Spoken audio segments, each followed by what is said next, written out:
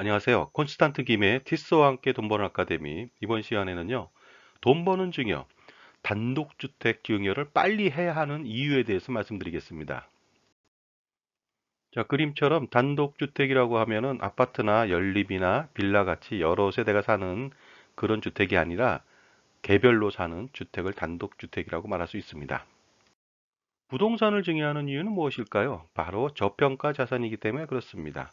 우리가 주식에 투자할 때도 저평가된 주식에 투자하죠. 그래야 상승했을 때 높은 수익을 얻을 수가 있습니다. 그런데 부동산은 저평가 자산이면서 동시에 어떻습니까? 주식에서 성장 가치주처럼 향후에 가격이 급등할 또 요인을 갖고 있다 이거죠. 그래서 부동산을 많이 증여하는 것 같습니다.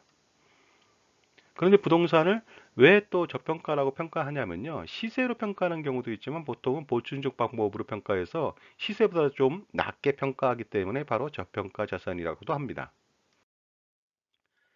단독주택 한번 예를 들어 드리겠습니다. 토지가 8억 원이에요. 공시지가가. 그리고 주택 건물이 좀 노후화돼서 1억 정도 됐다고 가정해 보겠습니다. 그럼 9억이잖아요. 근데 시세는 15억입니다. 팔라고 하니까. 그리고 개별주택 공시가격은 7억이라고 고지서가 날라왔습니다. 자, 이렇게 단독주택의 가격이 여러 가지 형태로 나타나는데요. 과연 이 중에서 어떤 것이 증여할 때 가격일까요? 자, 시세 15억일까요? 아니면 토지 공시지가 8억 플러스 건물 1억 해서 합이 9억일까요? 아니면 개별주택 공시가격 7억일까요? 가격이 낮다면은 증여세 절세에 커다란 도움이 되겠죠? 자, 만약 그 개별주택, 단독주택을 시세대로 증여한다면 증여세가 얼마큼 나올까요? 시세가 15억입니다. 증여 한번 해보겠습니다. 성인 자녀한테. 그러면 15억에서 5천만 원 공제하고요. 40%, 그 다음에 1.6억 원이라고 하는 누진 공제액을 빼니까 무려 증여세는 4억 2천만 원이나 나왔습니다. 따라서 개별 단독주택을 시세대로 증여한다면 엄청난 증여세 부담이 생길 거로 판단합니다. 두 번째는 토지 공시지가 8억 플러스 건물 가격 9억 원으로 만약에 평가한다면 이렇게 해서 증여한다면 증여세는 얼마 나올까요? 자, 계산해 보겠습니다. 9억에서 5천만 원 빼고요. 30% 구간에 걸리죠.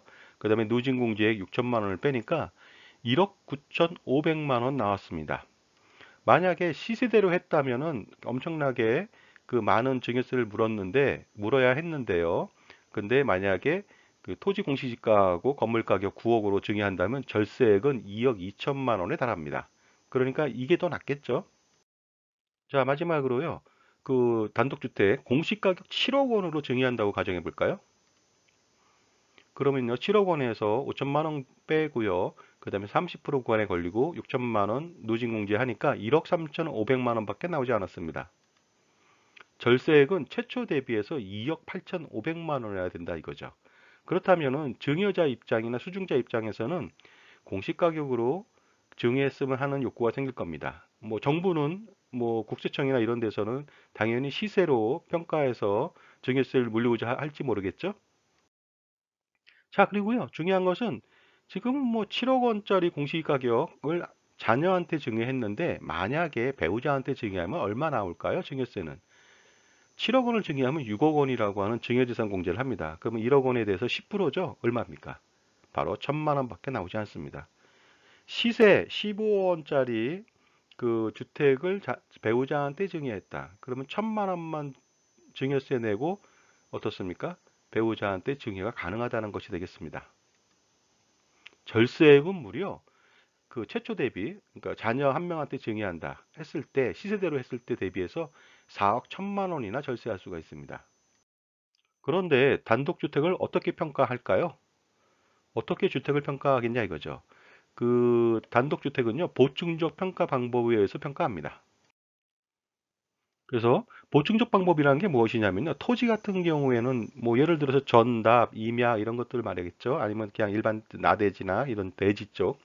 토지는요, 공시지가라고 해서 평가를 합니다. 시세가 잘 나타나지 않기 때문에 바로 보충적 방법인 공시지가를 사용합니다. 주택 같은 경우에는 마찬가지입니다. 시세가 없었을 때는요, 공시가격이라고 하는 것으로 평가를 하더라 이거죠. 그런데 주택도 여러 가지 종류가 있지 않겠습니까? 단독이나 다가구 같은 그 개별주택이 있습니다. 이런 개별주택은요, 개별주택 공시가격으로 평가합니다. 그 다음에 아파트나 연립이나 다세대 같은 경우에는요, 공동주택 공시가격으로 평가합니다. 다만 아파트 같은 경우에는요, 거래가 너무 빈번해가지고 시가로 평가합니다. 대부분. 따라서 그 15억짜리 시세 15억짜리 단독주택은요, 그 15억으로 평가하지도 않고 그 다음에 공시가격 플러스 주택가격으로 평가한 9억 원으로도 평가하지 않고 개별 주택 공시가격인 7억 원으로 평가한다는 거죠. 그래서 7억 원으로 증여를 하게 된다면 자녀한테 증여해도 증여세를 많이 줄이고 특히 배우자한테 증여한다면 7억 원 증여하면 1천만 원밖에 안 나오니까 아주 효과적으로 증여를 할 수가 있어요. 따라서 단독주택 증여를 반드시 서둘러서 해야 되는 이유가 여기 있다는 것이 되겠습니다. 그리고 서둘르라고 하는 이유는요, 바로 이런 리스크 때문에 그렇습니다.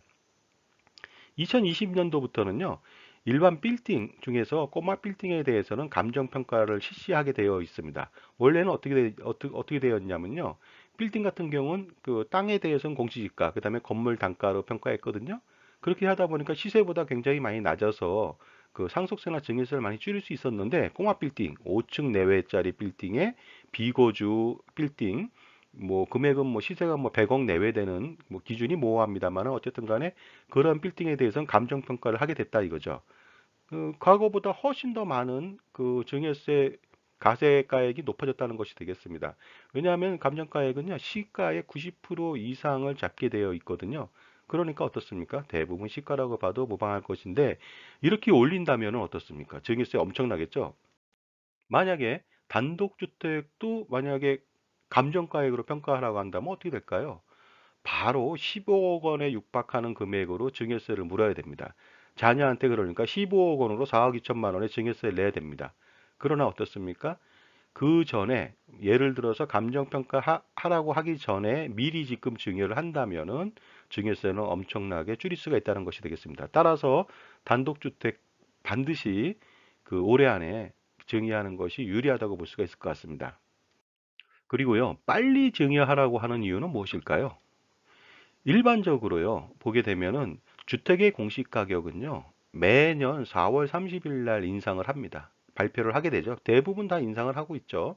그러다 보니까 개별 주택인 단독주택 같은 경우에도 4월 30일 날 바로 공시 가격이 상승할 것으로 판단합니다. 이미 예견되어 있고요. 그러다 보니까 같은 값이면은 어떻습니까? 증여를 하고자 한다면은 인상하기 전에 금액 가지고서 증여한다면 효과적으로 증여세를 줄일 수가 있습니다. 만약에 20% 정도 더 상승했다면 그 금액만큼은 증여세로 더 물어야 되니까 4월 30일 전에 반드시 증여를 하는 것이 유리하다고 볼 수가 있습니다. 자, 지금까지요. 그 단독주택을 빨리 증여해야 되는 이유에 대해서 말씀 나눴습니다. 감사합니다.